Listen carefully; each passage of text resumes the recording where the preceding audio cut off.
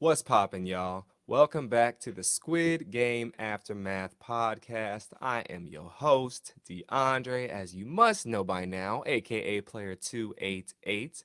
And I thank you so much for coming on this journey with me through the 62 episodes of podcasts. We made it, y'all. This is the finale episode.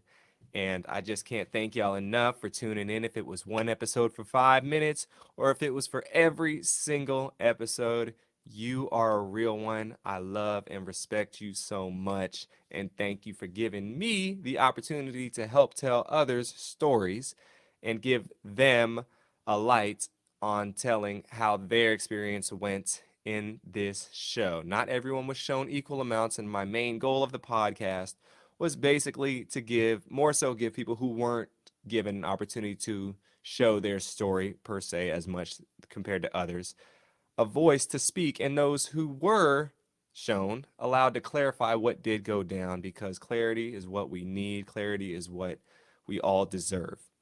And yeah, it's been a journey. This is my first time doing something like this, so first few episodes were a little wonky and whatnot, but we got the hang of it as we kept moving along. And I appreciate you, going through the bumps and patches with me. But we finally got our groove back. I feel like, when Michael Jackson, he was going through them trials and tribulations when all the assaults was going out, but now he's back in action and he's releasing hit records once again. Uh, Not the best, comparison, but I digress. So yes, this last episode, which I will halt on saying last. I'll say last as in like not definite, because I might have a little, bonus episodes. If there's something that you guys are dying to see, something that you really just didn't get, that you wanted to, hear, somebody you really wanted to hear from, comment below. Tell me who you really wanted to hear from, and you just can't sleep at night until you hear from this person and what was going on. I will do my best to get them on the podcast as a bonus episode just for you. But yeah, as of now, this is the last episode, like Dr. Dre, said in the last episode. And yes, I thank you once again for tuning in with me. And this episode, we'll be talking about my perspective and my journey throughout the Squid Game. And I will also be touching on certain things that followed the game and how I'm feeling today about everything. So I will. So when I go through this story about me, I'm gonna get in pretty good detail, because I've had a chance to hear everyone's stories and whatnot, and mix and match some things and whatnot, and I have some opinions afterwards, and I'm gonna share those with you as well as my opinions, how I was feeling during the game. Now I'm gonna transfer my brain to the time I was feeling, when I was on Squid Game, and my relationships at that time, not how they are presently, but at that time with certain individuals, and that is what scope I will be going from at the beginning. But before we start, I just wanted to give a few shout outs to a few players, several players.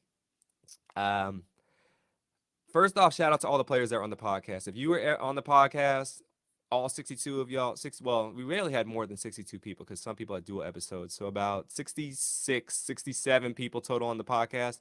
I salute y'all. Y'all the realists. Thank you for abiding with me and putting up with, the craziness and hecticness of the show. And just sticking with me and giving a good story for the people to hear. You guys are all welcome back anytime you want. You got something to get off your chest. Thank you guys so much. You don't know how much it means to me that you accepted the request to get on the podcast. And the very, very, very few people that I was trying, did schedule to get and I couldn't get to, I'm so sorry. Uh, I'm always here. If you really want to get it out, we can get it out. But yes, thank you guys all so very much. Now, these players that I am going to mention, I'm thanking you guys specifically up to today's point. If maybe if we weren't close in the game, but after the game, we got tight and whatnot, and you really showed me that you're down for me and you're down for what I'm doing, and you really got my back. Thank you so much. And I'm about to go through this list. So, first one, in no particular order, no orders.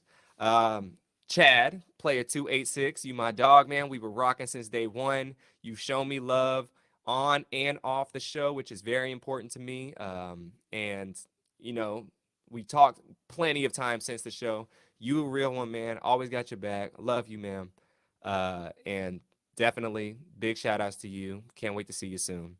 Next is my player 287. We were, Chad was 286, mine was 287, I'm 288. So we had a little thing going on. And then Cookie, shout out to Cookie and Brownie and everyone, and 289, Eric as well. We were all, tight with our little squad and whatnot. And we formed the bond, the line. So, but yes, thank you so much for giving me the time of day to interview you as well and get to talk to you at the finale, on the phone a couple times. Every time you text me, I text you, you text right back, really attentive, and I really do appreciate you and your kindness and your words of wisdom as well.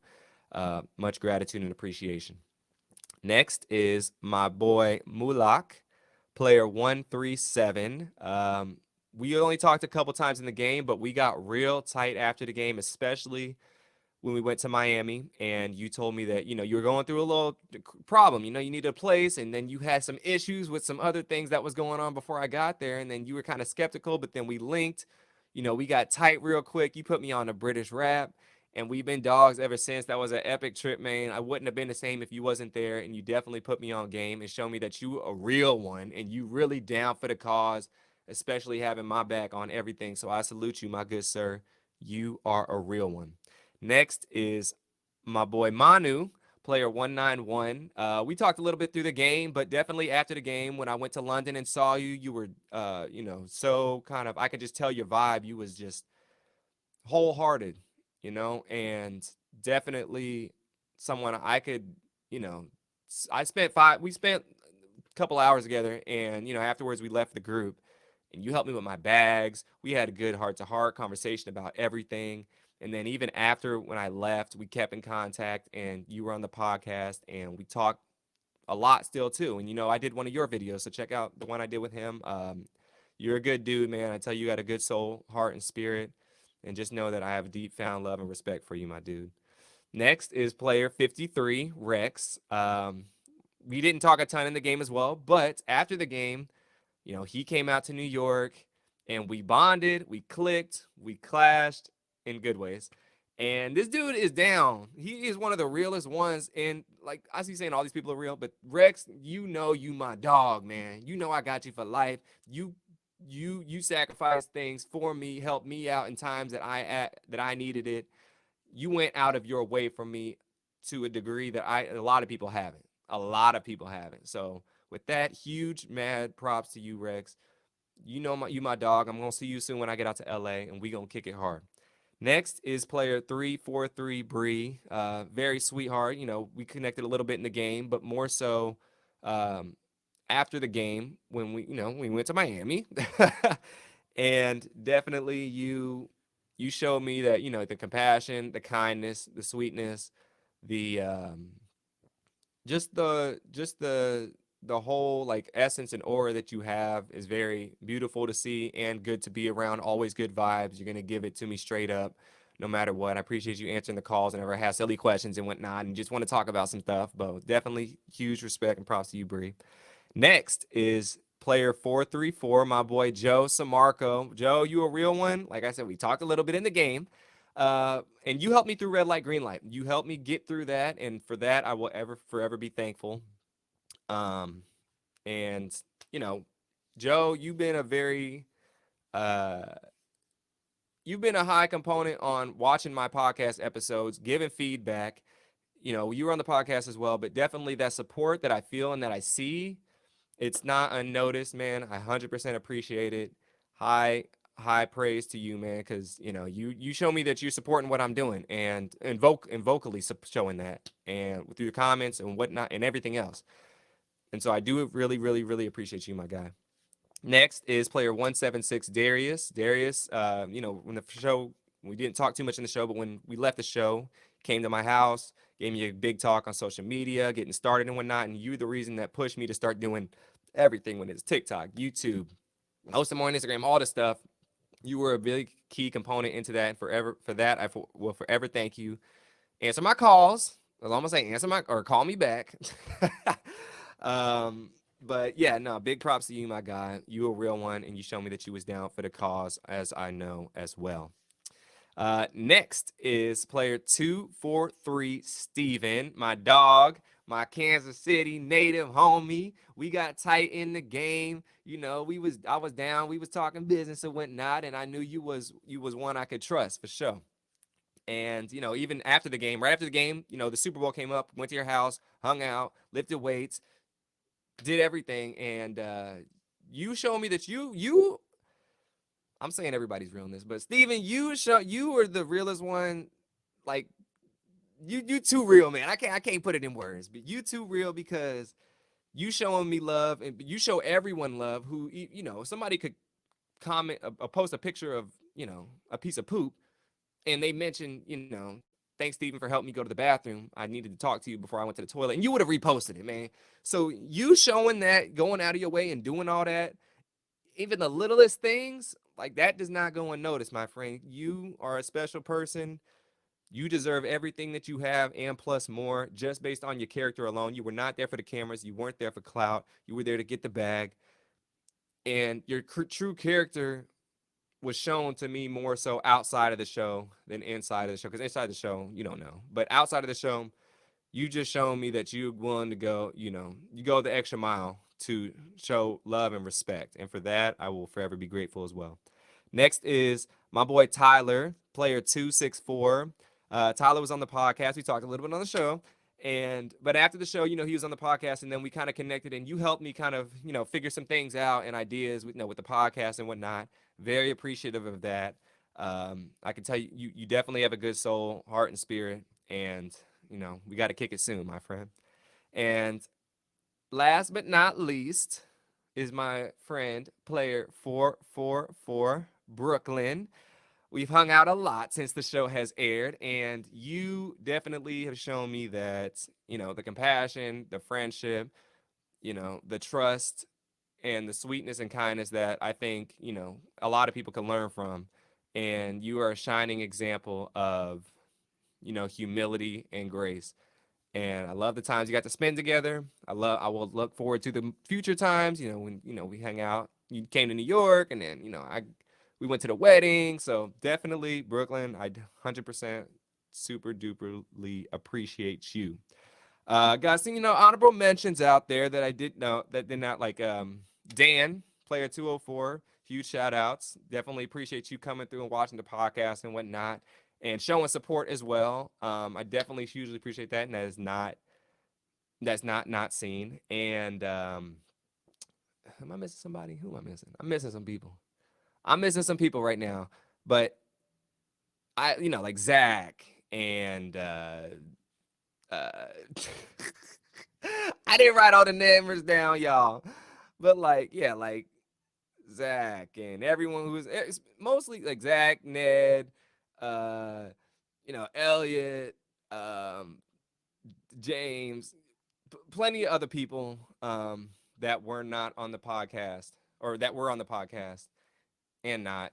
Huge shout outs to you guys. I can't get to everybody, but those are the main people who I really want to give special shout outs to. And that's based off everything that has transpired since the show.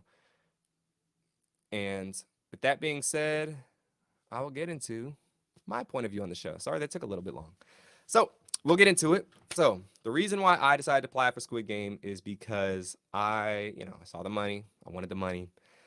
And I definitely, I had other things that I was trying to help accomplish. I have a program to where I help young high schoolers and college students figure out what they want to do. And definitely that's something I really want to dive deep and invest more time and money into to be able to go to schools, give talks, physically help people out, create a program to, a lot of people don't know what they want to do after school and then they waste years doing a job they don't like and have no idea what they want to do instead of having a mentor or some kind of thing that will help them figure it out. It's always just a little thing that could be the big source of inspiration to help you figure those things out. So definitely that was a big proprietor and momentum pusher for me wanting to do the show and win the money.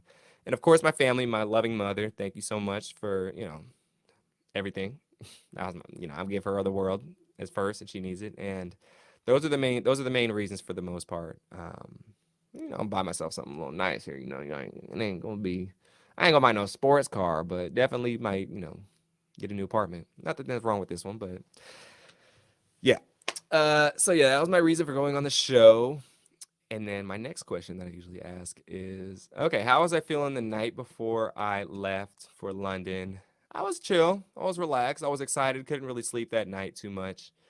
Whenever I have something in the morning, like, I had weights or had a workout or had something going on that I knew I could not be late for, like this taxi that's picking me up outside, I couldn't really sleep that well. I'm waking up every single hour.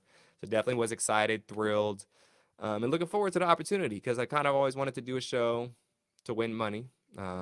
Like Fear Factor, I've always wanted to do that. Or the challenge, I've watched that for years, or even Big Brother, and I just started watching Survivor. So I definitely am in tune with these competition reality shows because I love competition. I was an athlete growing up. You know the deal. So when I left, left London, and by the way, if I didn't say, I will get into detail on certain things and certain players. And anything I say about certain players is nothing personal. I'm just naming exactly what happened on my point of view in the show. So don't get your feelings hurt, or you might want to leave this right now.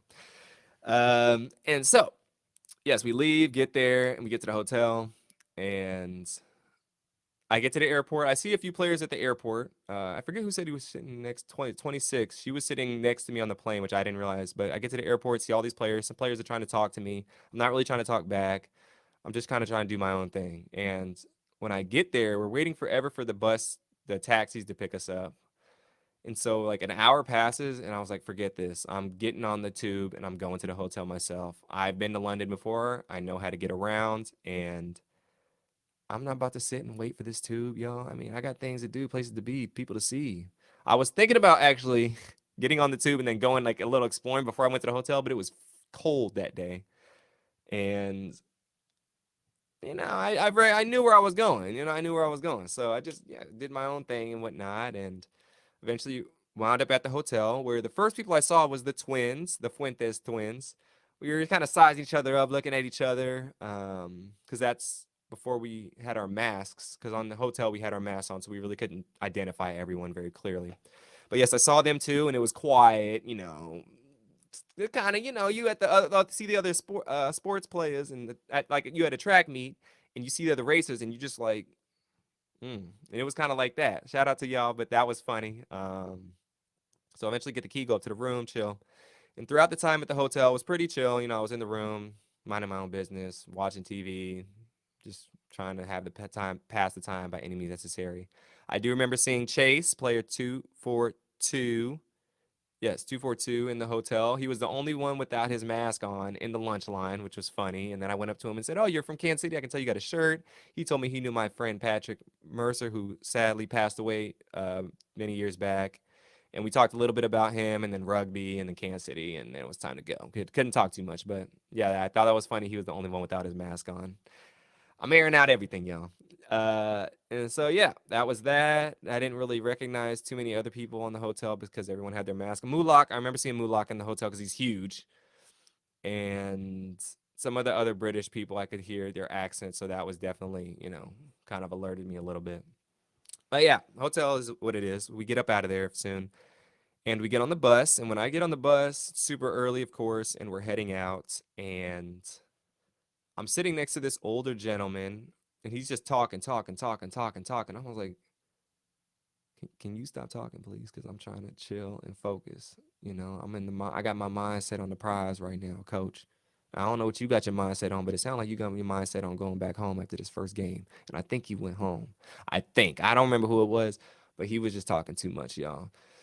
So, yeah, the bus ride was long, kind of cold, boring, but we had our coats, which was nice. So when we enter the area, we get in these tents and we get squibbed up.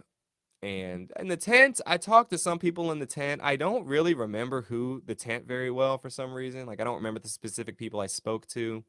I remember talking to a girl from Louisiana, and she got eliminated in the first game. So I talked to her quite a bit. She was funny. But yeah, in the tents, there was one other guy. I want to say it was Jared, maybe. Was it Jared Sharp? Possibly, if you were in my hotel line. Not my hotel, my tent line. I don't think you were in my tent, but somebody else I was talking to a lot. But anywho, we eventually get in the lines, and that's when I first meet Cookie, Chad, Mai, and Eric, and the other Kevins in front of us, and then some people behind us.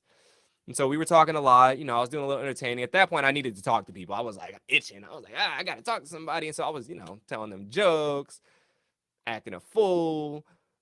The whole nine was coming out. So I was exposing myself a little bit right there. But, good vibes, great people. We were laughing and joking. They understood the sense of humor and whatnot. We were in this line for hours before we even went into the red light, green light arena. So that was fun. I remember going across the other line, and I was talking to Chapman, Brooke, and Tom, talking to y'all because I found out you guys from Missouri as well. And like, oh, cool, blah, blah, blah, blah, blah. And I was making fun of Chapman because he had a Jerry curl. He's a white boy with a Jerry curl. So player, I don't remember your number, friend, but look up Chapman on the To Doom website. He's a white boy with a Jerry curl and some glasses too. So he had the whole little kind of look going on that I just thought was very peculiar because he stood out like a sore thumb. But good dude, good dude. I could tell he was chill and could take a joke, so I definitely like and respect that. And yeah, that's where I got to meet those first few people that I really specifically remember. There were some other people I talked to, but for the most part, it was them. So then we enter red light, green light, and it's amazing, of course. I'm walking around just like, breathing the air, letting it all set in, taking my time, seeing the floor, just observing everything and kind of touching things a lot because we get time to walk around the entire area for a little bit.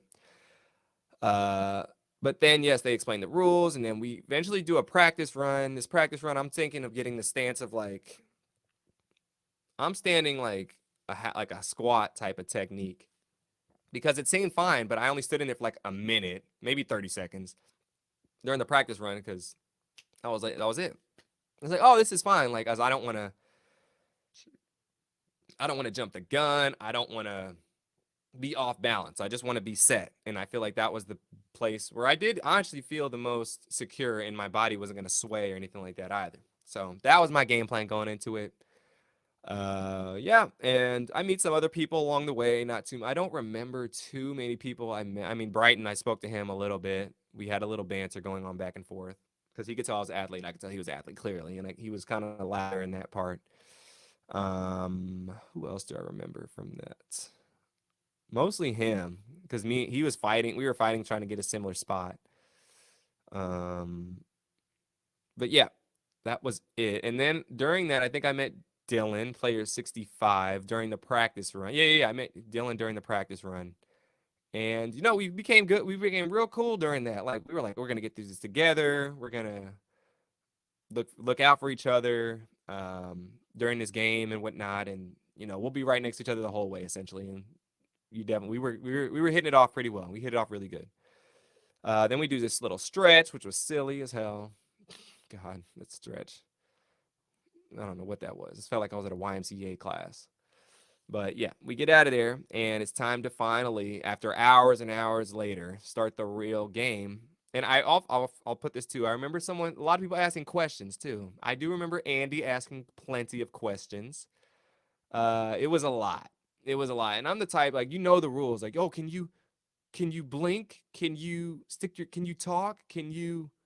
What if your elbow, like, just silly questions. Like, some people are asking some silly, dumb ass questions. And I was like, y'all, can we get on with it? I'm over this right now. Like, let's just get the game started. It's freezing. I'm tired. I'm yawning at this point. We've been awake for like 10 hours and haven't started the game. And we woke up at about 4 or 5 o'clock in the morning. So I'm tired. I'm trying to get this game going. But some people were just like, whatever. So I didn't even listen to half the questions. I just walked away and I'm just like, yo, I need a nap. I was so tired because we didn't get fed after we got in there. It was crazy. It was crazy, coach. But yes, we get in there and finally we are about to start red lights, green lights. Get back near the front because we have spots at the beginning, but then we do the practice and then we come back and then we lose our spot. So I had to like fight my way back to the front and whatnot. And some people were getting mad at me because I cut them or whatever, but that's the spot I was in originally. But I just made sure I had 1 foot on the starting line before I took off because I did not want to get trapped in the back. I did not want to be in a situation where I was running against the clock. That was my biggest fear, and I did not want to get out that way. Anything but that. So I'm in the front, and we go. And I get in my first stance like I practiced, the side spot, and we sitting there for 5 minutes. And I was like, all right, I'm okay. 10 minutes, I was like, oh, snap. Oh snap! 15 minutes. I'm like, oh snap! I'm about to explode, coach. My back felt like pins and needles were just poking me, and it was about to give out. Like it felt like my back was gonna cramp up, and I was gonna be the first one eliminated from the game. It was serious, coach. So I was standing like right here, and then Dylan was standing across from me. We were like kind of like facing each other, but he was a little bit ahead of me. And I kept looking at him in the side of my eye, and he was shaking too. And I was like, hold it, just a little bit longer, just another minute. I don't know if you heard me or not, but it was bad, coach. It was bad. I mean, I just kept telling myself, look, you can't be the first one out. You can't be the first one out of this game. And so, yeah, we kept going, and finally, in my head, I'm just thinking, okay, I got to get out this dance. I can't do this. I can't do it.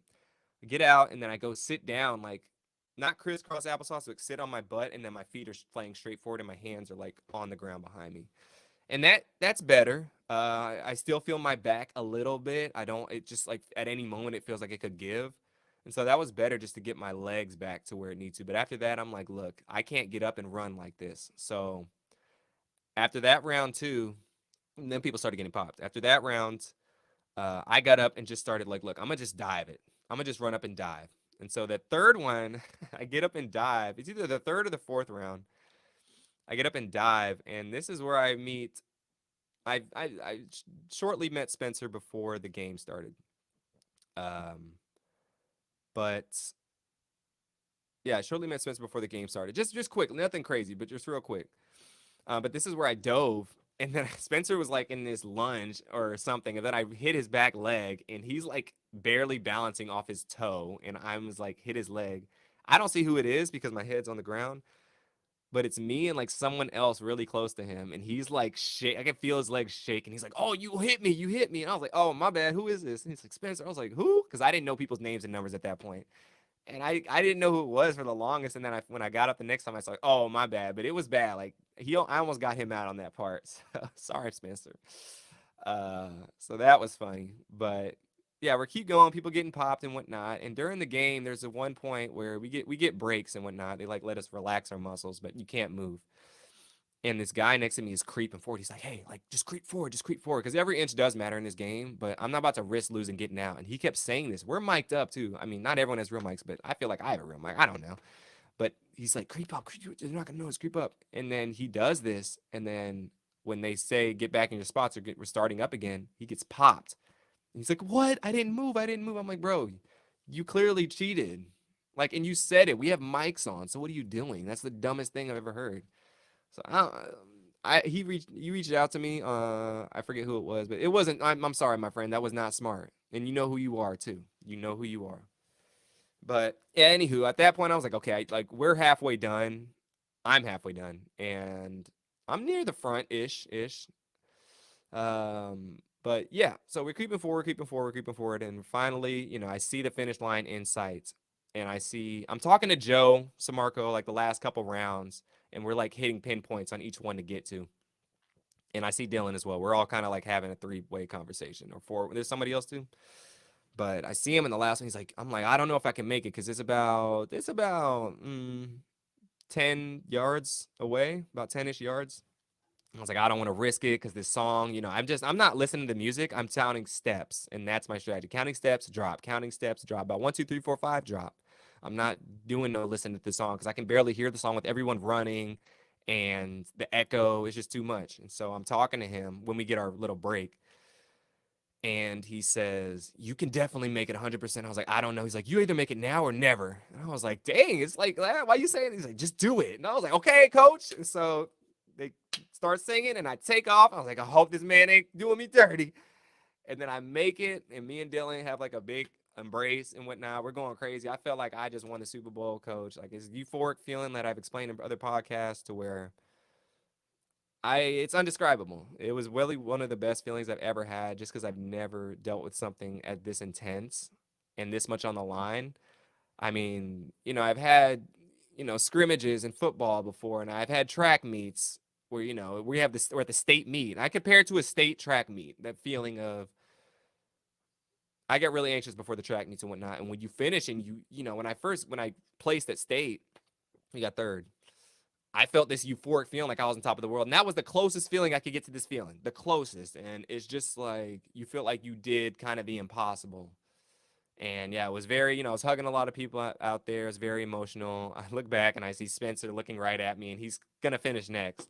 But I was like, good luck, you got it. And they had on our, we finished, they had a whole bunch of other people on the other side cheering and doing this whole like, we did it moment for the cameras, which I wasn't too cool with, but I wasn't about to go do that. I ain't trying to do all that. It's not a good look. But yeah, we get up out of there finally. The bus ride home was cool. I remember talking with Zach, and it was Zach, Dawson, Dylan, and someone else. Who was the other person? I don't remember, but it was. I remember them. Remember those two because they had similar haircuts, and I remember they made me like California skater kids, and it was pretty funny to see them too, like skater boy type people. Which I like Tony Hawk. I just can't skate. But yes, it was Logan. Logan, that's who it was. I saw Logan as well. My bad, Logan. Shout out to Logan too. I didn't mention you earlier. But yes, saw the. We were talking like and Dylan as well. We were talking like crazy on the bus ride back. Like, oh my god, blah blah blah blah blah. It was nuts. Big old party. We get back to the hotel. I don't get food, trash, and they put some McDonald's on my door after I go to sleep. Wake up, see the McDonald's, and then it's time to go. So we eventually get out of there, and I don't really remember who's on the bus ride back to the dorms because the dorms, it wasn't a long trip. But we get there, and we're sitting in the waiting room, and that's where I meet Steven for the first time. We bond there. I meet Leanne and Trey, maybe. I remember meeting Leanne. I don't know about Trey, but I meet Leanne. I meet James. I meet Spencer again. I see him again. Who else do I remember from that tent? It was like 260, no, 240, because Steven was the first one. So he was like 243 through like 320 or something like that. So all those numbers, I met those people in my tent. And saw my boy Chad again, saw Cookie. So it was good to see all of them. We were like, oh, we all made it. And Eric. So yeah, saw them talking for a while, and then we get out of there soon. Because they didn't let the tents talk to each other either. We were like stuck in a tent, and then you could not go to the other tent. I was trying to go all over the place, but it just wasn't happening. But yes, we finally entered the dorms, and I'm amazed. I'm in awe. I'm shook. I was like, wow, this is really the show. I feel like I'm in the game now. Like the first one, the red light, green light felt like a preliminary type of game. Even though it was a real one, it felt like that was like the tryout to be able to be on the show. And once you got in the dorms, you felt like you were actually on the show because you didn't spend time in the dorms before we were in a hotel. So now we're in the dorms. I'm going to my idea is to try and go around, and I want to meet everybody. That's just how I am as a person. But I want to get a little bit to know about as many people as I possibly can because I don't know who I'm going to need in this game. But I know for a fact I have the people in my line like Cookie, Chad, and Eric that we're cool. Like we made a bond already. I don't need to talk to y'all all day, all night. I'm gonna go out and meet these other people and make waves. And soon I think I meet Eric in line 2. I meet Eric before we get in there. I either met Eric during Red Light Green. No, I don't remember when I officially met him, but I know we talked a lot before we got into the dorms. And we went in together, and it was time to find a bed. And I was like, oh, like let's bed next to each other. So we become real tight. I talked to him. He's from Ireland, and I love that. The accent, the jokes. He told me about 50 million jokes because I kept asking him, like, I need another riddle. I need another riddle. He's like, okay, what do you call the cat that goes across the bridge? And I was like, I don't know. So you got to ask him for the jokes. But definitely that's the guy. That's my guy. I love you, Eric. Shout out to you, too. But yes, we get in there, and we're doing our thing, talking to everybody and whatnot. Get around to a whole bunch of people. I'm not going to get through all that. Me and Spencer kicking it quite often in the dorms as well. I'm trying to, help him introduce him to people because he was a little shy. Not that he wasn't doing it himself, but everyone I was introduced to, I introduced him as well. But yes, we get through the dorms, and then soon after a while, we find out 200 is eliminated, and I had a great conversation with him. Me, him, and Justin all had a long conversation the same day, like for 2 hours, just talking about family and food and life. And all of a sudden he's gone. And I feel kind of bad for him because I just got to know this guy, but everyone's fake crying. Everyone's like, oh my gosh, what is happening? I'm like, guys, what are you doing? Like, he's going home. He's not dead. So the over exaggeration of some people is definitely ticking me off throughout the dorms. I'm just like you guys. I'm about a bunch of characters, but it's just it is what it is. I don't indulge in the tomfoolery of the over exaggeration for the cameras. You can tell who's doing things for camera time and who isn't. So like I said, I go in here not caring about camera time. I'm an actor, yes, but I don't want the camera time. I don't need the camera time. I just want the money. I don't care about any of that stuff. So, and also, there was an instance I'll touch on with I was in the bathroom once because what they didn't show is there was this girl. When we first got in the dorms, the guards came out and said, "Does anyone who finished the first game not want to continue on?" And this girl raises her hand and says, "I don't want to," because she doesn't say why, but she doesn't want to go on. So she quits the game. So it's really 198. 198 people make it through the first game. 197. 98, 97. 197 people make it through the first game. 197 people. But she volunteers to quit.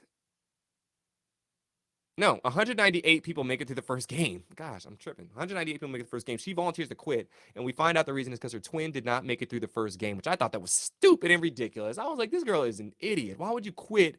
Wait till it gets to the dorms. They didn't include in the show, but it was like a whole spectacle. So ridiculous. I was just like, this girl's dumb. I still look. I'm sorry. That was not whatever. That was silly. But then 200 gets eliminated, and so now it's 196. Yes, 196. Got it. So yes, he's gone. But yeah, there is an instance during this dorms to where I know I see everyone, and I know who 2432 is. Brighton, and we're in the bathroom in one instance, and it was Ned and one of the other twins I was laughing at, and the one I wanted to tell this other twin a joke, and I think it was Adam, and I finally was like, all right, I want to tell you this joke because the girl who quit was a twin, and I was like, oh, are you gonna quit because you're a twin too? But I was waiting to tell him this in a quiet space because I don't know who's friends with this girl, I don't know who's had a good relationship with her, and I'm not trying to hurt their feelings by me making a soft joke at her. So I'm trying to find a quiet space. And when I see this in the bathroom and I'm just like see him in a corner, I was like, all right, I can tell the joke now. Then all these people get in the bathroom, like 15 people come in the bathroom right when I'm about to tell this joke. And so Brighton comes in and he's like, well, what's so funny? Because I'm about to tell this joke. And I'm like, oh, nothing. It's no big deal. And he's like, why don't you just tell in front of everybody? And I was like, it's no big deal, bro. Like, it's nothing. He's like, So he kept saying little things. I was just laughing it off. I was like, bro, it's nothing. It's no big deal. So I leave the bathroom. I'm like, I'm just gonna get out of here because all this attention and eyes on me, I don't need all this right now. So I get out, and when I get out, I can hear him running his mouth inside, saying, "Oh, he's a bitch. He was talking shit. Blah blah blah blah blah." I was like, "Huh?" And hold on, my laptop isn't plugged in. There, is it plugged in now? There we go. Couldn't have that thing die now. But yeah, he kept talking mess about me in there for no reason. I'm like, bro, this joke wasn't even about you. I was joking about the girl that quit, and I was joking to the other twin, like, oh, are you gonna quit because are you gonna quit because your twin's gone too? Because he lost his twin. That was a joke. Such a good joke. I know. But this man came out when I was outside the bathroom in the dorms. He came out and was like creeping behind someone, snickering and looking at me, like talking shit. And I'm just like, bruh, you got the wrong one. But you lucky we in a game with all these people where these, I know you don't want to bring attention to yourself, and he done enough at that at this point. And normal me would have checked somebody like that, but I'm just like, look, I went into the game also. I wasn't gonna go against any brothers that look like myself, light skinned brothers, black brothers from because we don't get a good opportunity to win these shows ever. We're always the first ones out or the ones targeted. And I'm not gonna be the one to do, black on black crime. I'm not doing it. I didn't agree with a lot of things he was saying and how he's acting in the show, but I was never gonna vote him out. I was never gonna go against him like that until I absolutely had to, until there was no other option. And so at this point, there's 200 people left. I'm not about to come at you because you're getting on my nerves a little bit. And that goes against everything that I said I was going to do before I went into the game. So unfortunately, I was put in this predicament where, look, he looks like me. We're both light skinned. We're both over 6 foot. We both play college sports, so pretty much the same person, and you're trying to beef with me over I don't know. I could tell a sense of humor. The thing is I could tell a sense of humor, and I knew he wasn't 100% serious on how like the jokes and whatnot. But the way it came across as for people who didn't understand it was distasteful.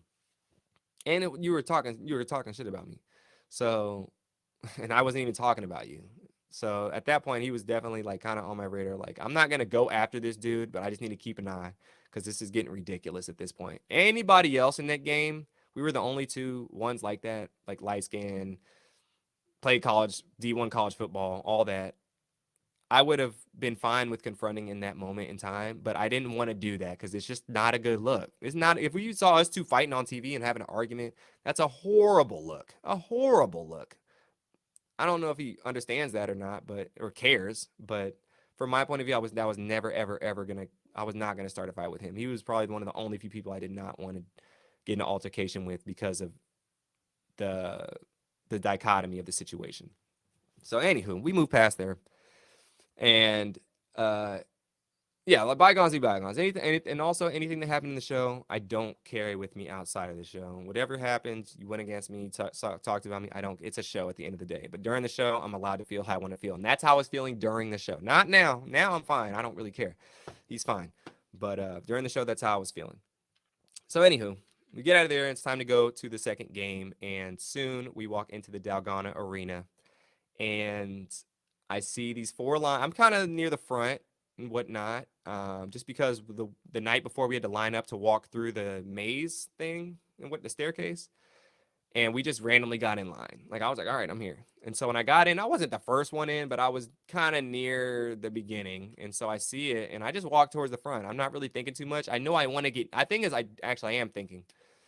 I want to get near the front, but I don't want to be the first person in line. That's specifically what I'm thinking. And I'm like, okay, I'll let the first person be the test rabbit so I can see what else is going on. And then, but then like I'm thinking like, okay, maybe we can get our tens first and we can start. They're gonna be like, ready, set, go, and we'll start. Or maybe we could see a look at all the tens and then we'll get first dibs if we're in front. I'm just thinking I like to see everything that's going on, and I can't see that from the back because then in the back you're kind of like aloof of what's happening in my head.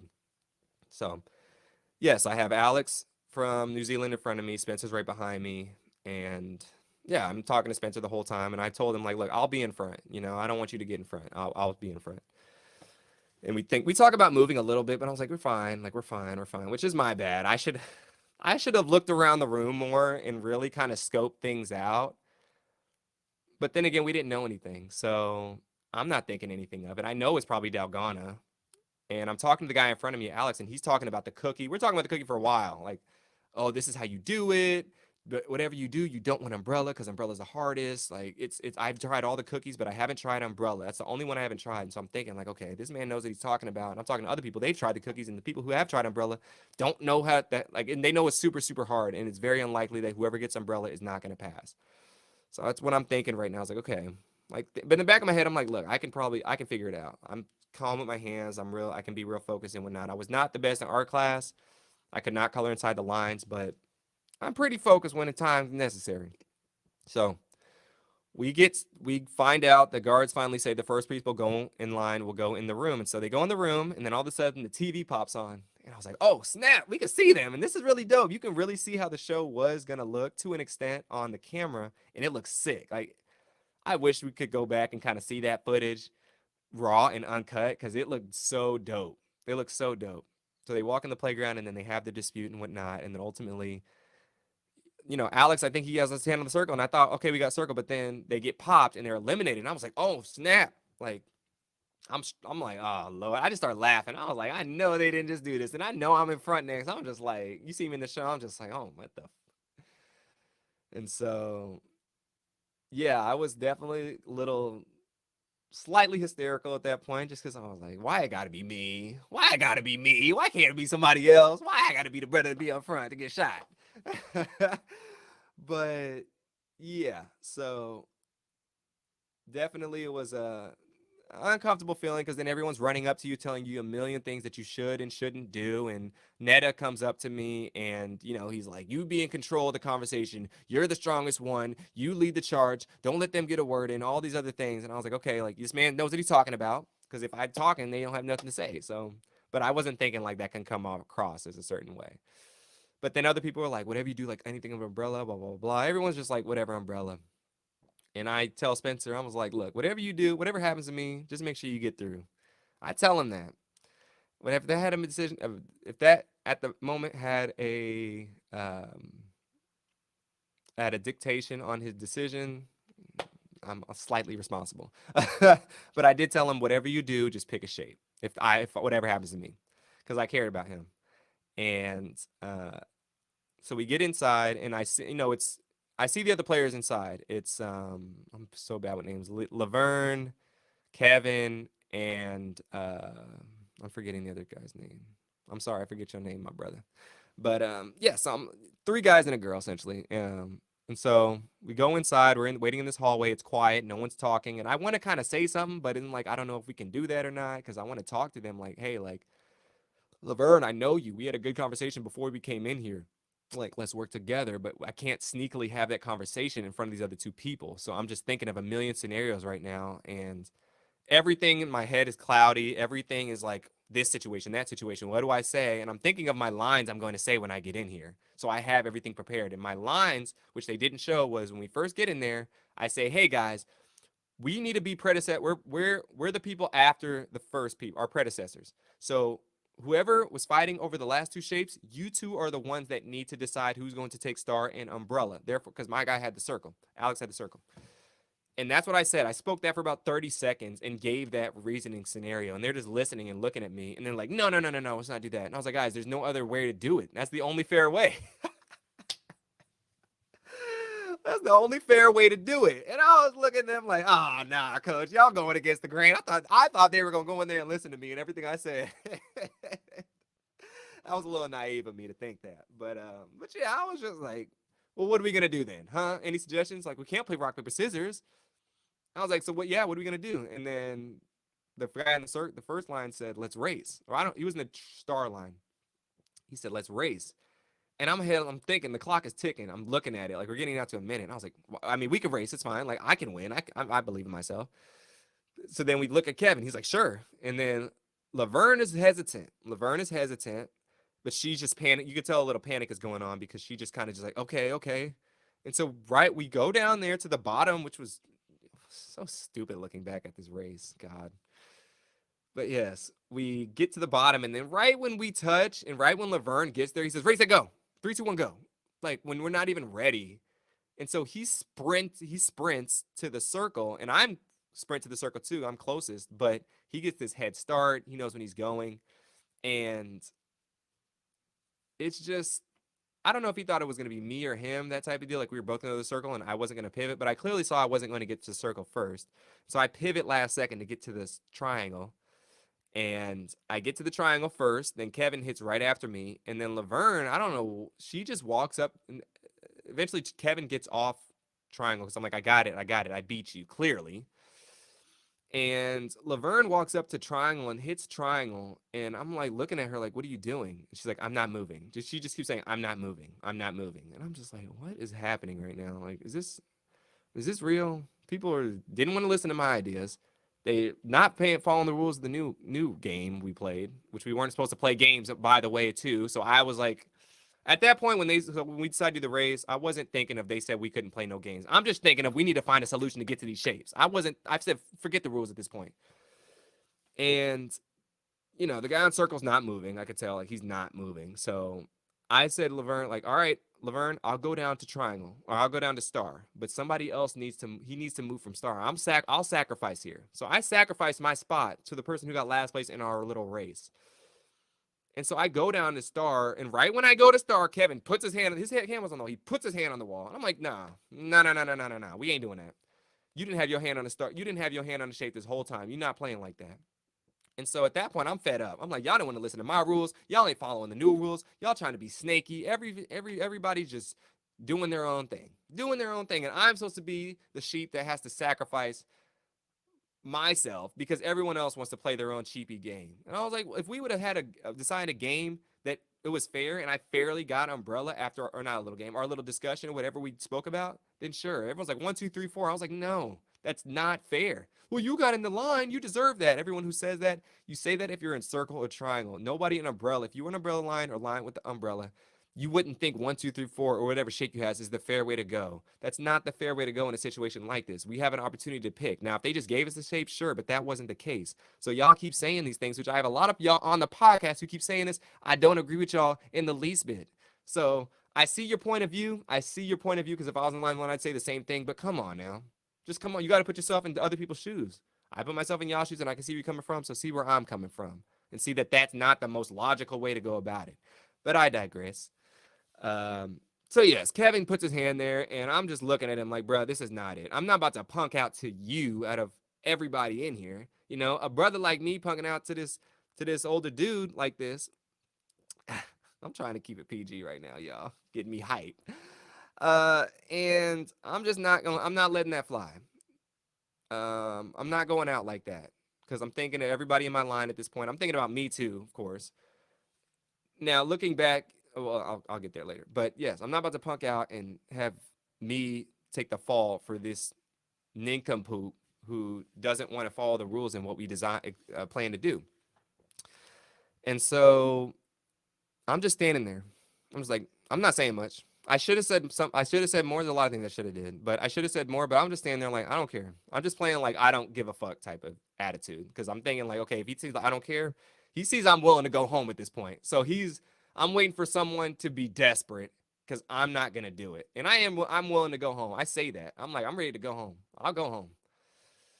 Now it was kind of a bluff. I wasn't ready to go home, coach, but that's just what I had to say to try to get my point across. You can't. I played poker plenty of times. You can't just say okay, like you can't show any fear or nothing like that. So I just have to play it chill. And so then the clock's ticking, ticking, ticking. It's 10 seconds left. I'm like 10, 9, 8. I'm just counting 6. I have that kind of Joker type like I don't care. 5. Like you see me counting in the show. 5, 4, 3, 2. Now when I say 2, I hesitantly kind of shift and almost make a run for the umbrella, but I know they're so far apart, the doors, that I wouldn't be able to make it there in time. And if I go there and miss or go there late, get there late, I'm gonna look so stupid.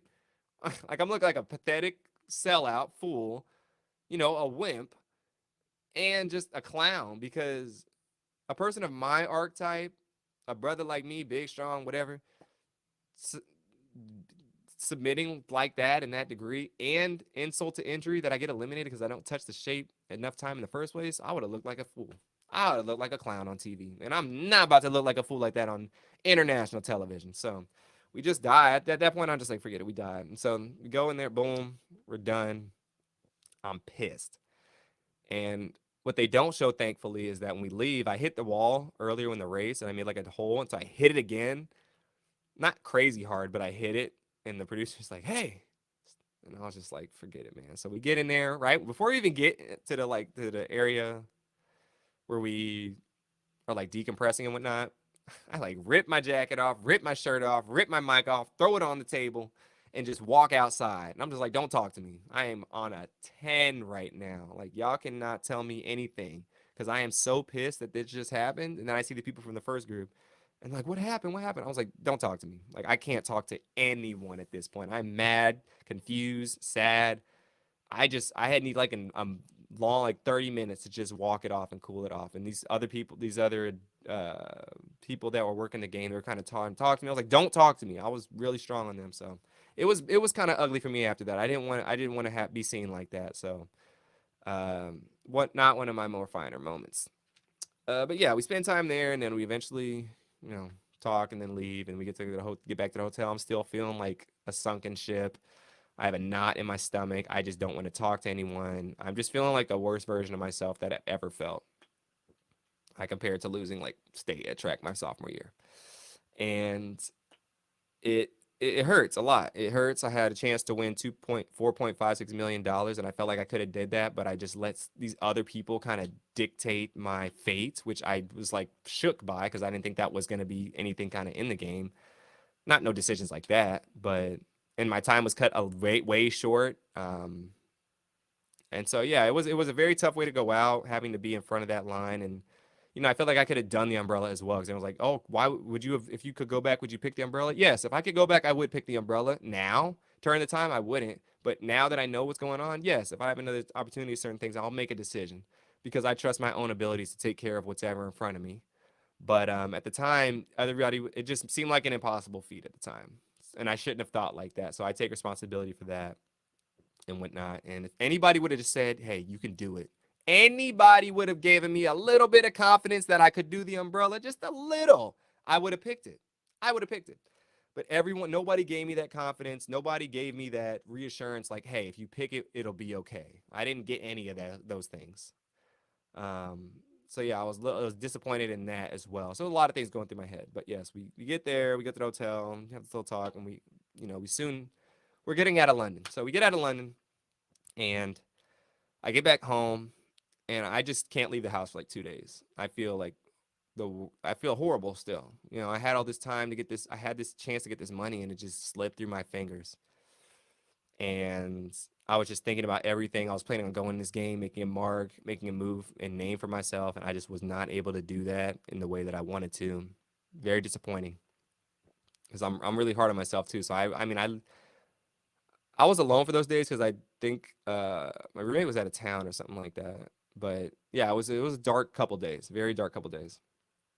But then met some people from the show afterwards, and we went and got drinks and talked about everything, and things were ultimately better after a little while. But yeah, it was a definitely very tough time for me, very very very tough, and it took me like a couple weeks to finally fully get over it, just because a lot of people that left the game, as I talked to, felt like you were cheated and you were done wrong and whatnot if you got out in a way that was not in a game.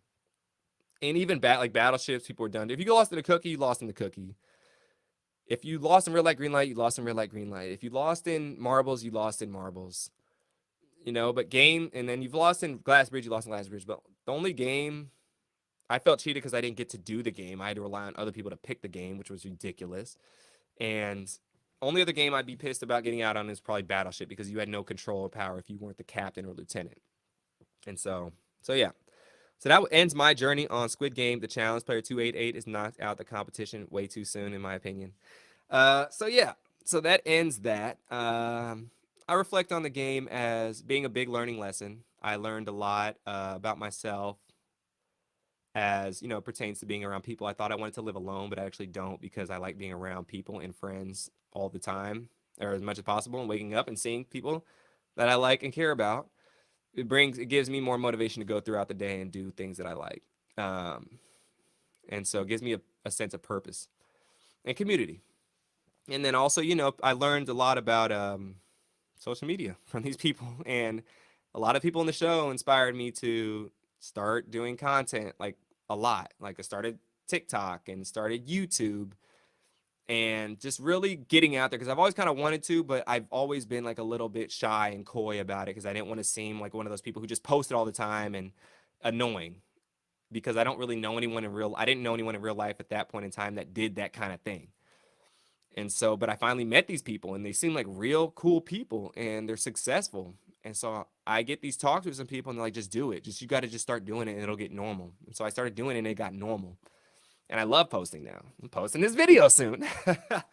But yeah, I mean, without that, I wouldn't have gained over 10K followers on TikTok this year. I wouldn't have over 1,000 YouTube subscribers. I wouldn't have done this podcast. I wouldn't have done a lot of, went to the NFL draft. I wouldn't have went to all these concerts. I wouldn't have done a hot dog eating contest. I wouldn't have done a lot of things.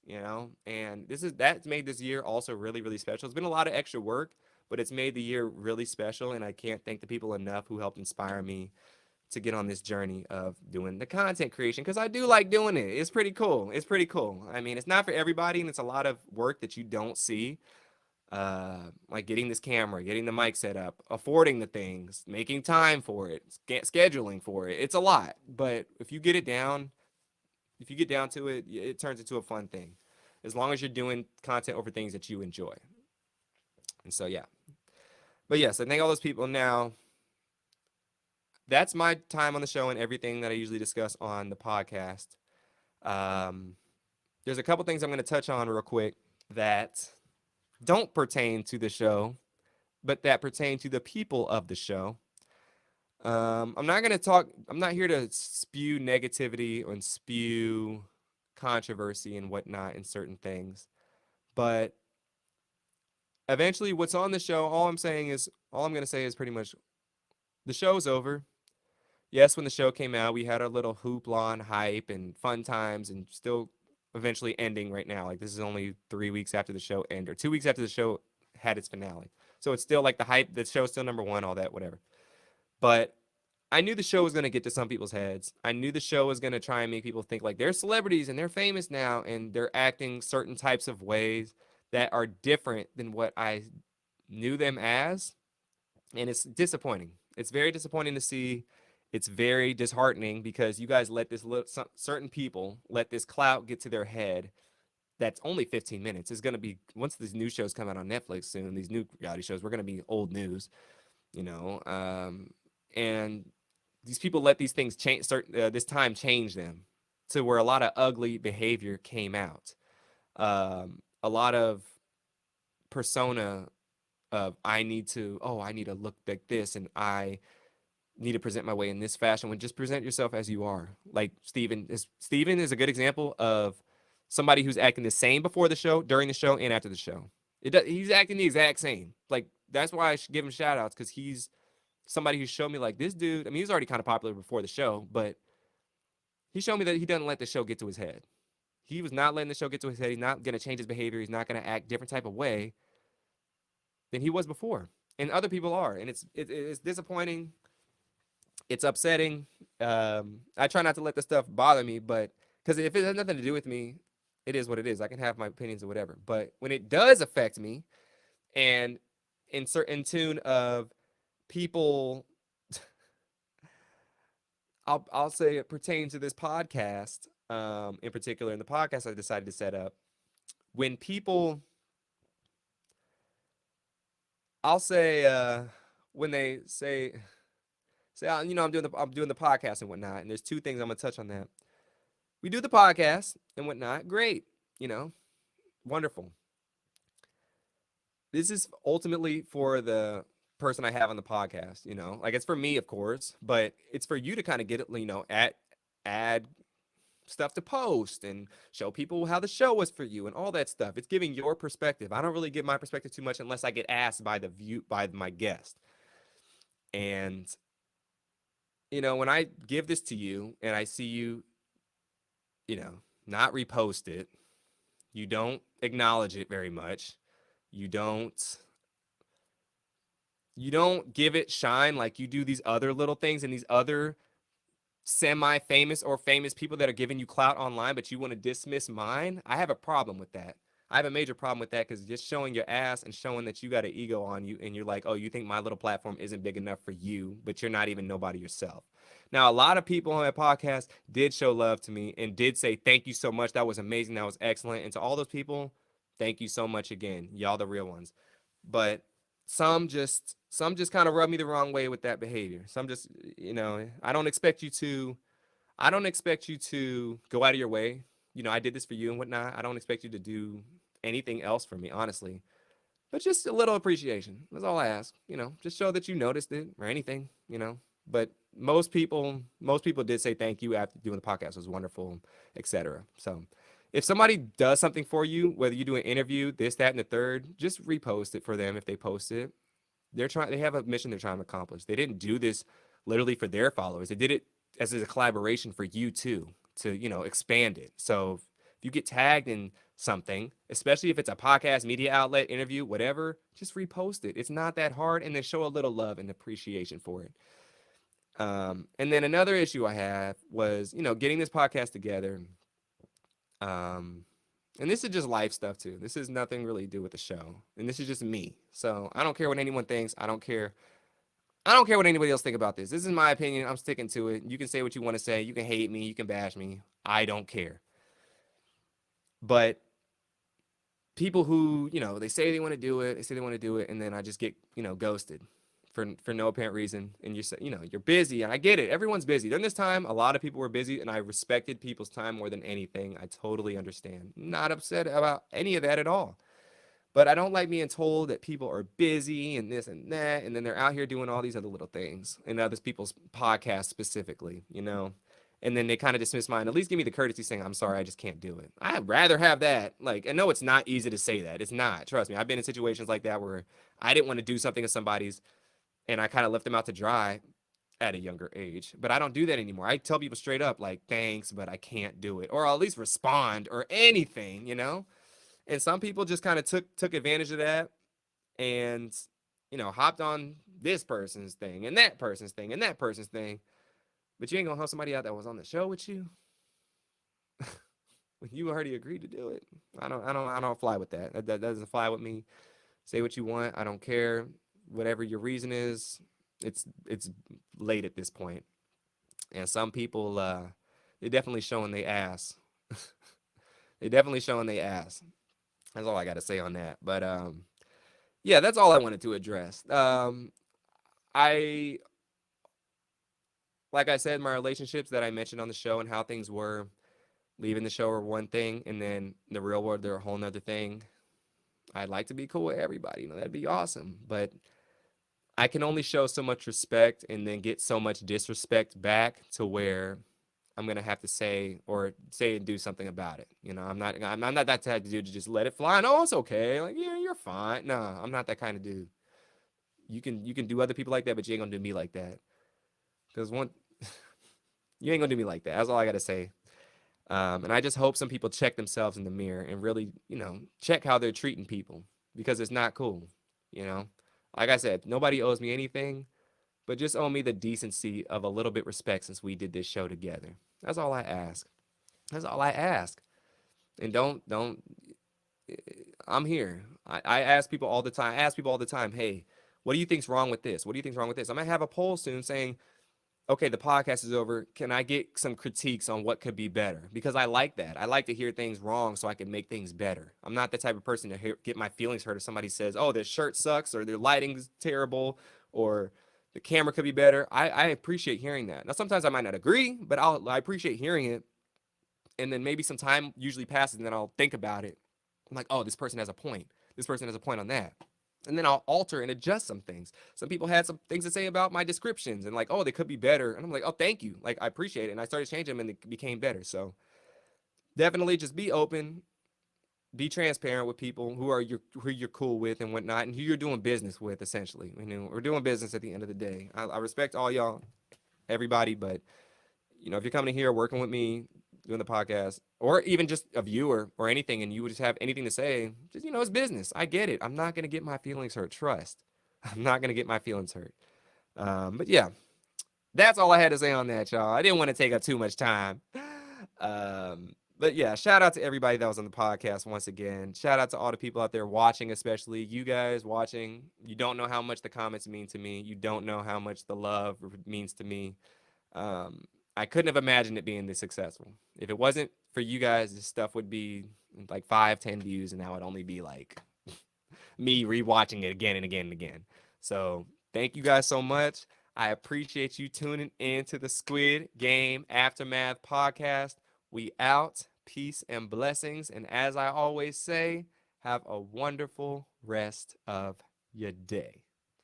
And also, last thing, I might have a little special something coming out in a couple weeks. So stay tuned, y'all. Stay tuned. It ain't over.